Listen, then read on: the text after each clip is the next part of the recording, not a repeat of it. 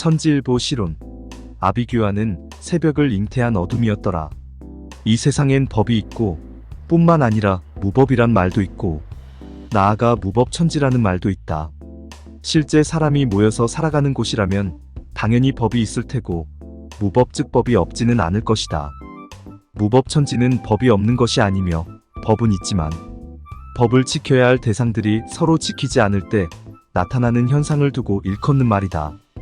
그렇다면 지금 이 세상은 어느 쪽일까를 생각해봐야 하지 않을까 싶다. 어쨌든 사람이 살아가는 곳엔 당연히 법이 있다. 법은 성격상 강제성을 띠고 있으며 따라서 법은 지켜야 한다는 전제성과 절대성을 동시에 갖고 있다.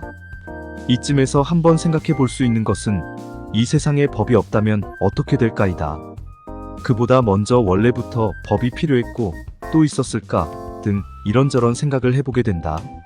예부터 선조들은 신이 있을까, 생로병사는 어디서 기인했을까, 흥망성쇠는 또 왜 있는 걸까 등 많은 생각과 번민과 번뇌 속에 그 답 찾기를 애써온 흔적이 역사서와 구전과 여러 종교를 통해 확인되고 있다.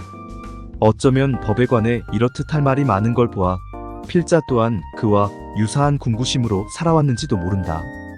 법이 없는 세상은 자율이라는 말처럼 스스로 또는 순리와 이치에 의해 자연스럽고 자유롭게 살아가는 세상일 것이다. 과연 그런 곳이 있다면 진정 자유와 평화와 행복과 생명이 깃들어 있는 낙원 내지 유토피아라고 부를 수 있을 것이다. 하지만 안타깝게도 이 세상엔 아직 그런 곳은 찾아볼 수 없다. 혹시 그 언젠가는 있었는지 모르겠지만 말이다.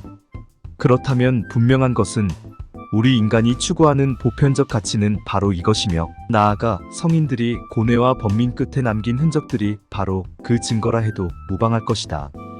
따라서 오늘을 살아가는 우리 역시 궁극적인 지향점은 같을 수밖에 없으니 보편적 가치는 곧 우리의 목표요 목적지가 되는 것이다. 그렇다 할지라도 이미 허무한 데 굴복당해 긴 세월 살아왔고 길들여진 사람의 생각으론 인간의 보편적 가치 실현에 이르기엔 한계가 있다는 사실이다.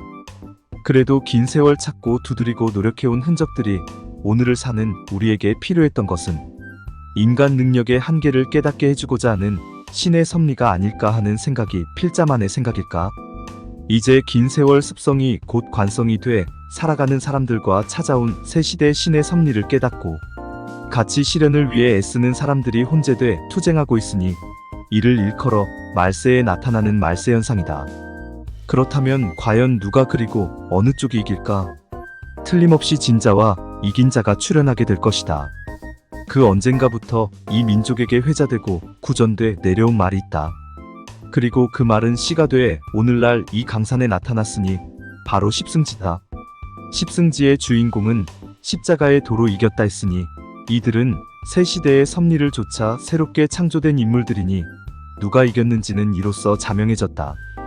인과응보라 했고 사필기정이라 했으니 역시 진리가 이긴 것이니 과연 진리다.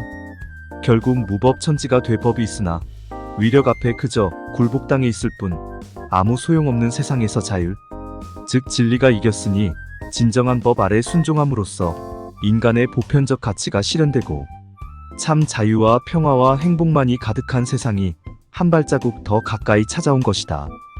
아비규환이 된 세상 즉 칠흑과 같은 어둠이 온 세상을 뒤덮고 있다면 곧 밝은 새날의 빛이 문 앞에 찾아왔음을 깨닫고 희망과 용기를 가져볼 만하다.